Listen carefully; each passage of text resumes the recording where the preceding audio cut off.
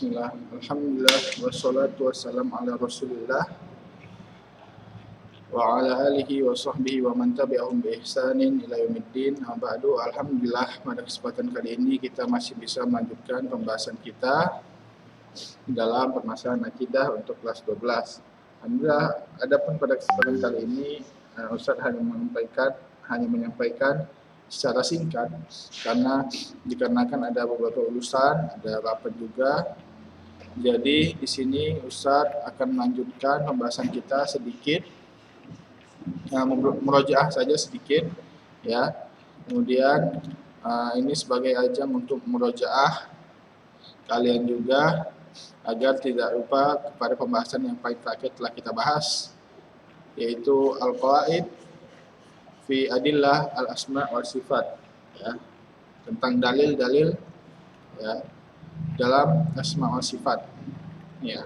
Al-faslus salis, ya, al-qawaid fi adillatil asma wal sifat, ya. Jadi ada kaidah-kaidah di dalam kita menanggapi atau menghadapi dalil, bukan menghadapi asma wal sifat, akan tetapi menghadapi dalil di dalam asma wal sifat. Jadi dalil-dalil ini datang dari Alkitab atau Al-Qur'an dan As-Sunnah. Maka dalil itu bagaimana kita mensikapinya, karena dalil-dalil asma sifat itu berbeda dengan dalil-dalil fikih atau dalil-dalil selainnya di dalam As-Sunnah dan Al-Quran. Yang ada beberapa kaidah. Yang pertama, al-adillatul lati tusbat biha asma'illah ta'ala wa sifatihi ya kitabullah ta'ala wa sunnah, ya. Dalil yang ditetapkan untuk menetapkan nama-nama dan sifat-sifat Allah hanya dua, yaitu kitab atau Al-Quran dan Sunnah. Tidak ada lagi yang lain. Tidak ada lagi perkataan sahabat, ya. Tidak ada lagi perkataan sahabat. Tidak ada lagi bukan dari perkataan sahabat, bukan dari Israiliyat, bukan dari perkataan Bani Israel, bukan dari ijma yang tanpa dalil, bukan dari qiyas, akan tetapi dari Al-Quran, dua saja, Al-Quran dan As-Sunnah, ya. Itu yang pertama.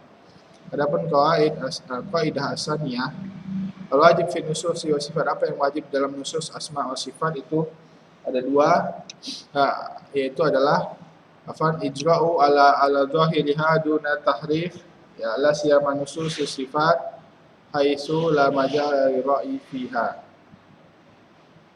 Wajib kita lakukan di dalam nusus asma wa sifat adalah membiarkannya sesuai zahirnya. Jadi kita harus menetapkannya sesuai zahirnya. Apa itu zahir? Zahir adalah tekstual, pemahaman tekstual, ya, pemahaman tekstual, ya, bukan kontekstual. Kontekstual ini dia merubah dari makna yang paling cepat kita pahami. Contohnya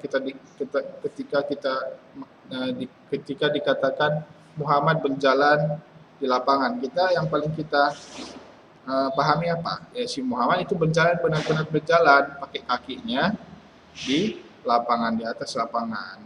Itu dia makna tekstual.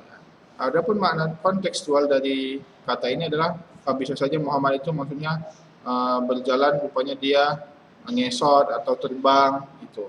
Nah, itu dia berbeda dari makna zahirnya. Begitu juga jika dikatakan yadullahi mabsutatan. Ketika dikatakan tangan, ya tangan yang benar-benar, ya, tangan hakiki yang sesuai dengan zat Allah, bukan tangan rupanya itu adalah qudrah, kemampuan, ya, atau rahmah, kasih sayang. Tidak, ya. Tangan yang benar-benar tangan. Itu dia maksudnya dengan zahiriyah, tidak ditahrif, tidak diselewengkan ke sana ke sini, ya.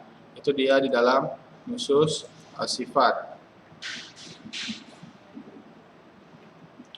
Itu yang kedua. Adapun yang ketiga, ya, zahirun nusus sifat ma'lumatun lana bi'tibari majhulatun lana bi'tibar akhar, ya. Zahir sifat, ya, tadi yang telah kita sebutkan, tekstual sifat itu zahir.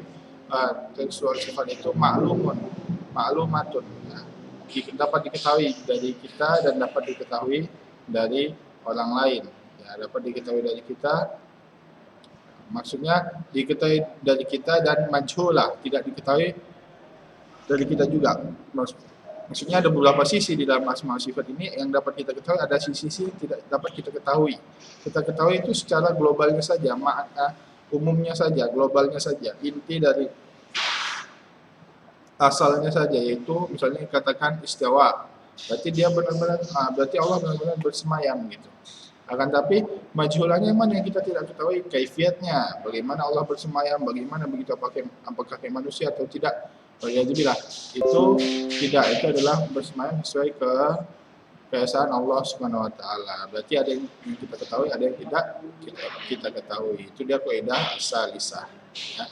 Kemudian kaidah rabi'ah, dhahirun nusus ma yatabadar minha ila dhihni wal ma'ani wa huwa yakhtalifu bihasbi siyaqi wa ma yudafu ilaihi al-kalam.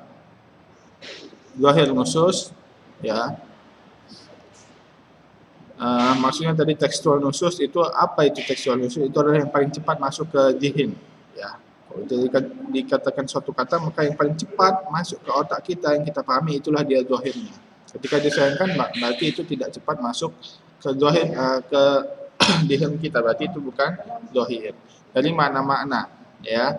Yakhtalifu bihasbi siyaq, dan zahir nusus ini dia akan berubah-ubah sesuai apa? Sesuai siyaqul lafaz, ya. Sesuai lafaz yang disebutkan di dalam Al-Qur'an dan Sunnah itu. Dan idhofah dari kalam tersebut. Itu dia maksudnya zahir nusus.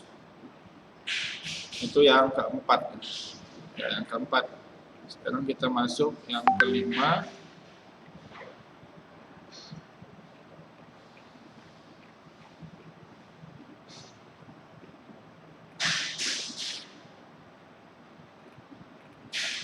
Belum ya, yang kelima belum ini. Yang keempat pun belum, kita secara global saja yang keempat. Adapun pembahasan lebih lanjut untuk faedah yang keempat ini, faedah yang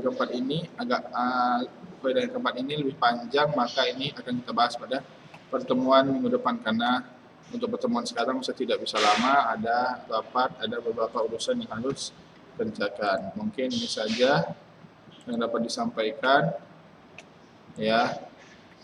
Lebih kurangnya mohon dimaafkan. Kita tutup dengan doa kafaratul majlis. Subhanakallahumma wa bihamdika asyhadu an la ilaha illa anta wa astaghfiruka wa atubu ilaik.